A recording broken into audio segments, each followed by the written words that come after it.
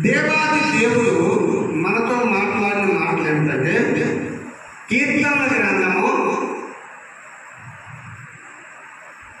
28వ అధ్యాయము 1వ వచనం మనం చదువుకున్నాం. ప్రసన్న చదువుతుంది గట్టిగా.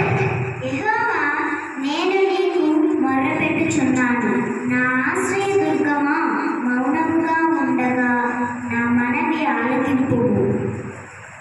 నీవు మౌనముగా నుండిన ఎడల నేను సమాధిలోనికి దిగువారి వలె అవుదును. హల్లెలూయా. రెండు చేతులు పైకి దగ్గరగా చేద్దామా?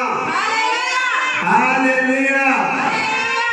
యెహోవా, నీకు మొర్ర పెట్టుకొనుచున్నాను, నా ఆధార శిలవు నీవు, నా మొర్ర పెడచెవిని పెట్టకు.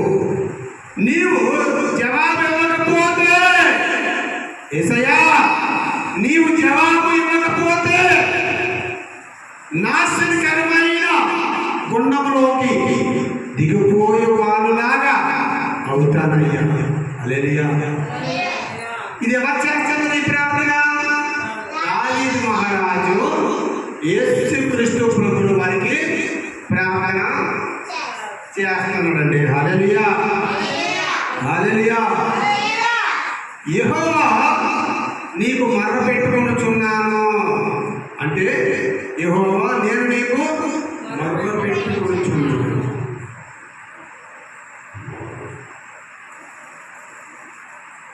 నా ఆధార శిలవు నీవు, నా ఆధార శిలవు నీవు అంటే నా ఆశ్రయ దుర్గమా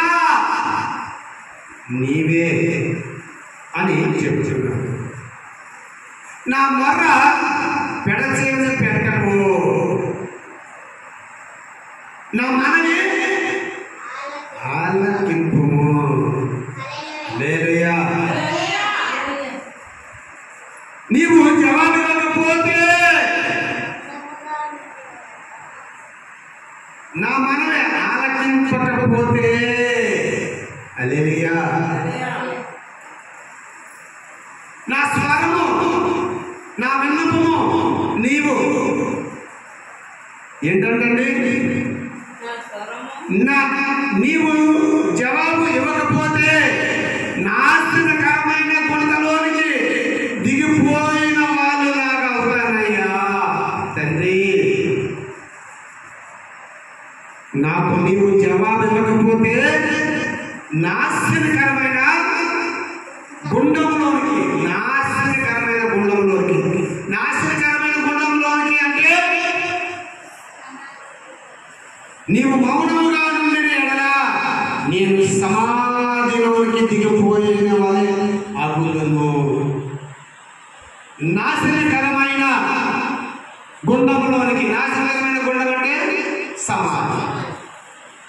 ఆ సమాధిలోకి మనల్ని పెట్టిన తర్వాత మనం ఇంకా స్తుతించగలమా, స్తోత్రించగలమా, ఆరాధించగలమా? హల్లెలూయా. హల్లెలూయా. నీవు మౌనముగా ఉండిన ఎడల నేను సమాధిలోనికి దిగువాని వలె అవునయ్యా. ఒక్క క్షణము, ఒకే ఒక్క క్షణము, ఒకే ఒక్క గడియ, ఒకే ఒక్క విగడియ నీవు నన్ను పట్టించుకోకపోతే, నీ ముఖము ఇలా తిప్పితే, నీవు నన్ను చూడకపోతే, నీవు నా ప్రక్కన ఉండకపోతే, నీవు నాతో మాట్లాడకపోతే, సాతానుడు ఎలా తిరుగుతున్నాడు? గర్జించు సింహము వలె తిరుగుతున్నాడు. ఎలా తిరుగుతున్నాడా? గర్జించు సింహము వలె తిరుగుతున్నాడు.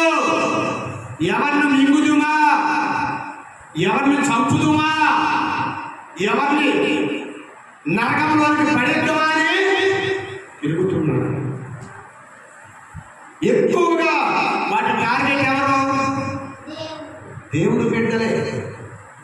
కానీ దేవుడు బిడ్డల ఊసుకెళ్తే దేవుడు ఊరుకుంటాడు. హల్లెలూయా. గర్జించు సింహం వలె. దానియేలు గ్రంథంలో దానియేలు గారిని ఏం చేశారు? సింహాల గుహలో పడేశారు.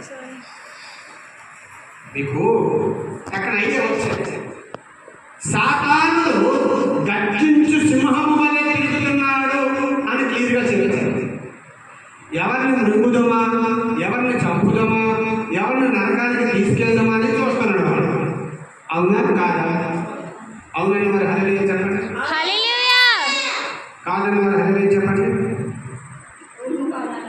హల్లెలూయా. దేవాది దేవుడు చెప్తున్న మాట ఏంటంటే, సాతానుడు గర్జించు సింహము వలె తిరుగుచున్నాడు. వాడి దగ్గర మనం లగ్గాలి అంటే వాక్యం చదవాలి, స్తుతి స్తోత్రాలు చెప్పాలి, ఆరాధన చేసుకోవాలి, పాటలు పాడుకోవాలి, ఉపవాసాలు ఉండాలి. దేవాది దేవుడికి దగ్గరగా మనం ఉండాలి. దేవాది దేవుడికి మనం దగ్గరగా ఉండాలంటే ఏం చేయాలి? ప్రార్థన చేయాలి. ఎప్పుడు మన నోట్లో నెమరు వేసుకుంటారు. నెమరు వేసుకుంటారు. ఏమిటి నెమరు వేస్తారు చెప్పండి? మీకు 100 సార్లు చెప్పారు. ఆవు. హల్లెలూయా. ఆవు ఎప్పుడు నెమరు వేస్తూనే ఉంటుంది. చూడండి. అలా కాదా? ఎప్పుడు కూడా నెమరు వేస్తూనే ఉంటుంది. అట్లా ఆవులాగా మనము ఒంటిలాగా మనము వాక్యం దగ్గర దాచుకోవాలి. ఒంటి అంట నీళ్లు తాగుతుంది. ఎందుకంటే ఎడారి ఉంటుంది, నీళ్ళు దొరకదు. ఒంటికి నీళ్ళు పెట్టేటప్పుడు ఒంటి నీళ్ళు తాగేసి ఒక బిందు నీళ్ళు తాగిందంటే బిందు నీళ్ళు ఎక్కడ ఉంచుకుంటారు. హల్లెలూయా. అలా మనం ఇక్కడ ఏం ఉంచుకోవాలి? వాక్యాన్ని ఉంచుకోవాలి, ప్రార్థన ఉంచుకోవాలి, దేవుడితో దగ్గరగా ఉండే సమాధానాన్ని మనము ఉంచుకోవాలి. హల్లెలూయా. అట్లా యేసయ్యా నీవు మౌనముగా ఉండిన ఎడల నేను సమాధిలోకి దిగిపోతానయ్యా. సాతాను గర్జించి సింహం వలె తిరుగుతున్నాడయ్యా అని దావీదు మహారాజు ప్రార్థించాడు. గర్జించిన సింహాలు లెక్కలేదు, ఇన్నని లెక్కలేదు. అది 1, 2, 10, 100, 1000 అని అక్కడ మెన్షన్ చేయలేదు. కానీ దానియేలు గ్రంథంలో అదంతా చెప్పులే లేట్ అయిపోతుంది. కానీ దానియేలు గ్రంథంలో దానియేలు గారు ఏం చేశారు? సింహాల బోన్లో పడేశారు. ఎందుకు తోస్తారు? అతన్ని రాజు ప్రేమిస్తున్నాడు.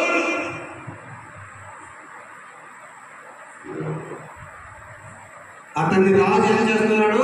ప్రేమిస్తున్నాడు. రాజుగారు ముద్ర తీసుకుని ముద్ర వేసినప్పుడు కూడా రాజుగారు అయ్యో దానియేలు పాపం చేసుకున్నాడు, మీరు ఎందుకు అట్లా చేస్తున్నారంటే, రాజా మీరే శాసనం పెట్టారు, ఆ శాసనం మీకు వేరా కూడదు. హల్లెలూయా. ఇది ఎలాగా ఒప్పుకోవాలని రాజుగారు ఏం చేశారు? శాసనం రాపించిన దాని ప్రకారం ఓకే సింహాల ఫోన్లో వేసేసి